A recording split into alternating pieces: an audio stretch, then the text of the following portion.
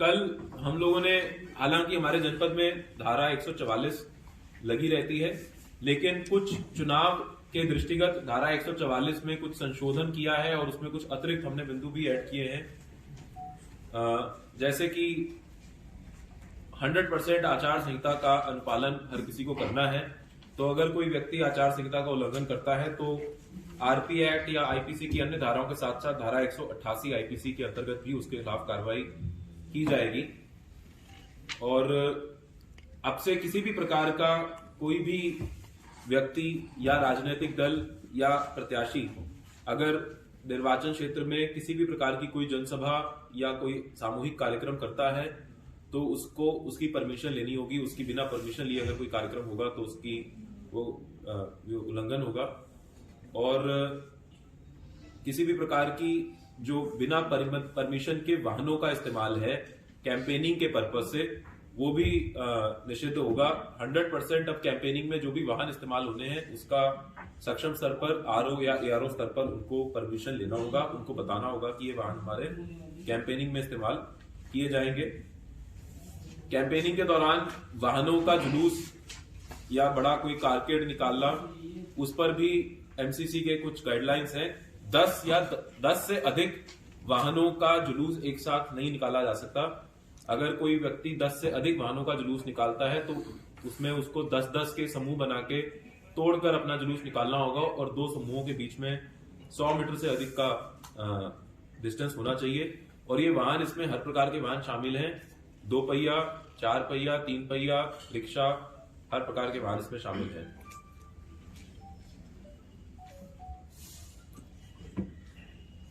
और कैंडिडेट्स को हम लोग रिसीव भी करवाते हैं और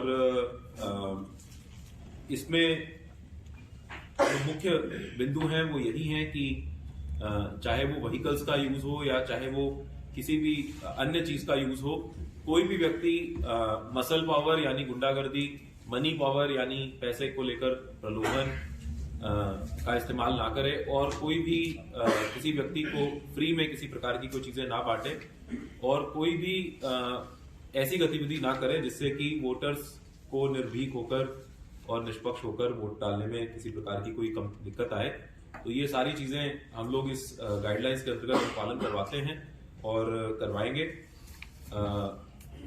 हमारी जो नामांकन की प्रक्रिया है वो कहाँ होगी, कैसे होगी, वो जिस दिन हमारा नामांकन के लिए अधिसूचना हम लोग जारी करेंगे उसको हम पृथक रूप से अलग से यहाँ पर नोटिस भी चस्पा करेंगे और पार्टी डिस्पैचिंग और ये सारी प्रक्रियाएं कहाँ कहाँ से होंगी इसकी डिटेल हम लोग सूचनाएं समय समय पर देते रहेंगे। और मेरा आप सभी लोगों के माध्यम से एक बार बस यही अपील होगा कि हर व्यक्ति को ये अवगत करवाएं कि निर्वाचन आयोग के और हमारे जिला प्रशासन के 2 मुख्य बिंदु रहेंगे। पहला ये कि हर व्यक्ति, अधिक से अधिक व्यक्ति वोट डालें और दूसरा ये कि हर व्यक्ति निष्पक्षता से वोट डाले और किसी भी प्रकार का कोई उल्लंघन किसी भी द्वारा ना किया जाए। आईटी एप्लीकेशंस के बारे में एक मैं जरूर आपको दोबारा बताना चाहूंगा। एक बड़ी ही इंपॉर्टेंट एप्लीकेशन चुनाव आयोग द्वारा इस्तेमाल की जाती है जिसका नाम है सी विजिल। तो ये जो सी विजिल ऐप है ये चालू हो चुकी है, इसको कोई भी व्यक्ति डाउनलोड कर सकता है और डाउनलोड करके अगर कहीं पर भी उसको किसी प्रकार का कोई आचार संहिता का उल्लंघन नजर आता है, जैसे कि कोई व्यक्ति अगर कहीं पॉलिटिकल पार्टी कोई समय से अधिक कैंपेनिंग कर रही है, समय के बाद कैंपेनिंग कर रही है या किसी प्रकार का कोई पैसे का या कोई भी ऐसी प्रतिबंधित आइटम का डिस्ट्रीब्यूशन कर रही है, तो वो उसी स्थल पर खड़े होकर उसकी फोटो खींचेगा। तो वो फोटो और उसका जो भी उसकी शिकायत होगी उसका विवरण हमारे पास आ जाएगा और उसके जियो टैग फोटो से हम लोग उसके स्थल पर पहुंचकर 100 मिनट के अंतर्गत कार्रवाई इस प्रक्रिया में करते हैं। इसके अलावा एक इलेक्शन कमीशन का एक हेल्पलाइन नंबर है 1950, ये टोल फ्री नंबर है, ये भी चालू हो गया है और अगर कोई जनपद में इस पे कॉल करता है तो हम लोगों के माध्यम से इस पे भी कार्रवाई की जाएगी। 5 और नंबर हम लोगों ने जारी किए हैं, मैं आप लोगों के माध्यम से ये बताना चाह रहा हूं, आप नोट कर सकते हैं। ये 5 नंबर हमारे कंट्रोल रूम यहीं बैजोई में कलेक्ट्रेट में स्थापित कर दिए गए हैं और इन पर भी अगर कोई कॉल करके कोई इलेक्शन से संबंधित शिकायत दर्ज कराना चाहता है तो वो करा सकता है।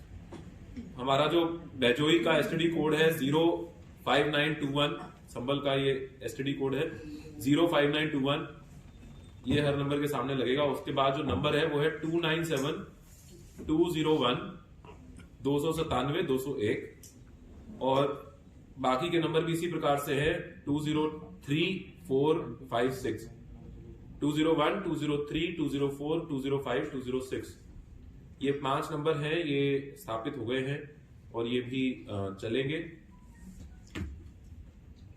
हमारी नजर जो है वो सोशल मीडिया, प्रिंट मीडिया हो या इलेक्ट्रॉनिक मीडिया हो, उस पर भी रहेगी। आप सब लोगों को ये भी बताना चाहता हूं कि कोई भी अगर निर्वाचन से संबंधित अब एडवर्टीजमेंट है वो बिना परमिशन के नहीं जारी किया जा सकता। उसका जो कंटेंट है वो एमसी कमेटी है, स्टेट लेवल पे भी है, डिस्ट्रिक्ट लेवल पे भी है, उनके द्वारा उसको अप्रूव करने के बाद ही उसको जारी किया जा सकता है। तो अगर उसके बिना अगर कोई जारी करता है तो वो प्रिंट मीडिया, इलेक्ट्रॉनिक मीडिया या जो कंसर्न ऑर्गेनाइजेशन है उसके साथ साथ कंसर्न पार्टी या कैंडिडेट दोनों लोग जिम्मेदार होंगे। आपके माध्यम से मैं हमारे जनपद में और जनपद के बाहर के भी जो हमारे प्रिंटर्स हैं उनको भी ये एक इंस्ट्रक्शन देना चाहूंगा कि